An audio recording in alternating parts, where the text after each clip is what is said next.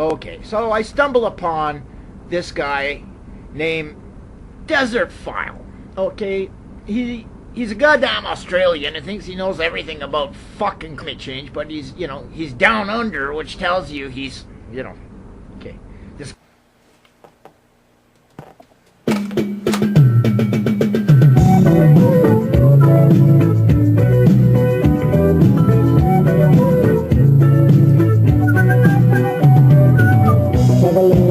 guy's not educated, man.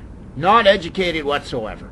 I explained to him that climate change is brought on by solar maximum, okay, radioactive force from the sun, okay, plays a part in changing the climate. Actually, no. Solar variation has absolutely no effect on Earth's climate. Orbital isolation due to celestial mechanics does, but hey, I'm uneducated.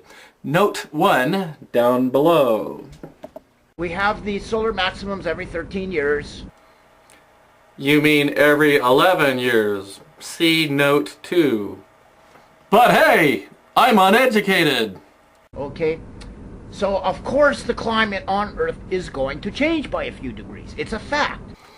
No, solar variation has absolutely no effect on Earth's global average temperature. Milankovitch cycles, however, do approximately every 26,000 years, which is what causes climate change until humans started putting greenhouse gases into the atmosphere. Then climate change changed. But then I'm uneducated. Oops, see note 3 below. Okay, and once the solar maximum dies out, the planet will cool. You're a good dog, but you're a pain in the ass. No. So here we are with UN IPCC. They retracted a story that said that their climate change theories were all correct and that they all their data was right, but then they retracted the story when it was brought up about the fact of the sun forcing from solar maximum that changes the climate on Earth. They had to retract their story because they didn't do the data on sun forcing or radioactive forcing from the sun. You are asserting, without any evidence at all, that over 35,000 scientists in 85 countries just somehow forgot there's a sun up there? You are claiming that? I already made a video about this. The second order draft of the Assessment Report 5 from the Intergovernmental Panel on Climate Change says the exact opposite of what you denialist shitards say it says. See note 5 down below. Okay, the sun plays a major part in our climate. But no scientists out there said otherwise. The Intergovernmental Panel on Climate Change has always said that. They will always say that. You want to read Assessment Report 4? I've got links down there in this video's description. Notes 5 and 6, I believe. 5 and 6. Yes. It says the sun is driving the climate on the planet. They don't say otherwise. The second draft of the Assessment Report 5 says that also. And you want us to believe that all these climatologists just somehow forgot there's a sun up there. The issue is not Earth's climate. The issue is climate change happening right now. The issue is not about climate that changed 400,000 years ago, 40,000 years ago, 4,000 years ago. Intergovernmental Panel on Climate Change is assessing the science on human-caused climate change. Solar variation had and has absolutely nothing at all to do with the current global temperature anomaly. Why Because if the sun wasn't there, we would not exist. This is a true fact. And you want people to believe that all of the scientists that worked on Assessment Report 5 didn't mention that. Do we get it? The sun plays the major role in heating the Earth. Yes, but it has absolutely nothing at all to do with climate change over the past few million years. Climate change. Climate change. Now, all these climate change people, the last 16 years data. Well, of course it's heating up. It's a solar maximum. No. Solar maximums do not heat up the planet. Solar variation has nothing at all to do with climate change. You goddamn retards. Duh! Do you not realize that the sun reaches a solar maximum? Yes, and the IPCC said so. See notes 4, 5, and 6. A solar peak where it's blasting off CMEs left and right in our direction. The radioactive forcing is what it's called. Okay?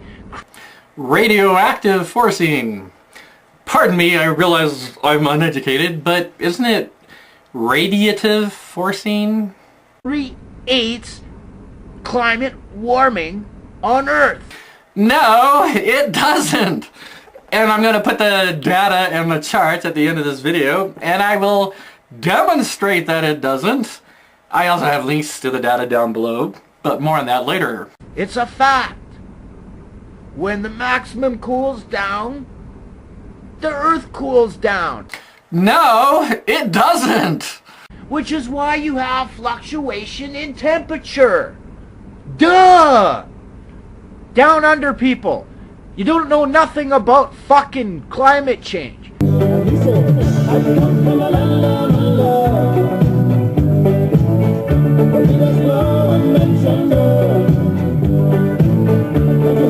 Now, I've debunked this Desertphile because his charts he pulls out of his asshole. He doesn't get his information from the IPCC, which is in charge of all the stats on climate change. I've been debunked. No, I've been debunked. Lies. Every direction, hearing songs about getting It's not worth living anymore. Glasses. I told my friends I bleed black and cried during classes. I'm just a bad imitation of God. They would catch me in the ride and watch me jack off. I wear skin tight clothes while hating my life. If I said I like girls, I'd only be half-right. Cut my wrist. Like a homo. I must be emo. Xbox, I play. It's not sharp enough. I like to wine rentals. I must be emo. Contrary to what YouTube user Hellfirewater would have us believe, Assessment Report 5, the second-order draft from the Intergovernmental Panel on Climate Change, did look at solar weather, that is, radiative forcing from the sun. They concluded that overall the radiative forcing was negative 0.04 plus or minus 0.02 watts per square meter.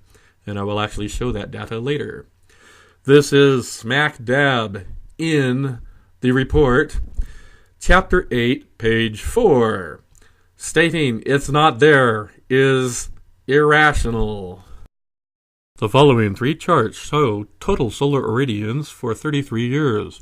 Since two datasets were used, I had to normalize the second dataset by 4.989 watts per square meter. The combined two datasets therefore show 3 solar maximum cycles and 3 solar minimum cycles. The average total solar irradiance value is 1,366 watts per square meter at 1 astronomical unit. And finally, the payoff chart. The blue line shows for the past 33 years the total solar irradiance data with the scale on the left. The pink line shows the global temperature anomaly for the past 33 years with a scale on the right.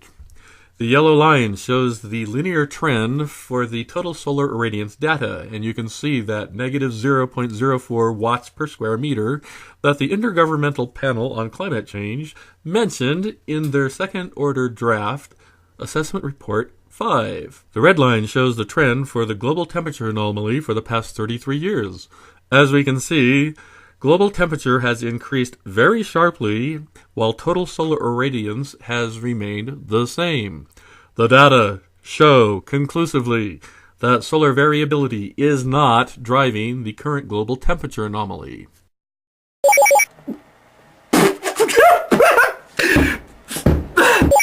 Now I have to cut my... Fucking A.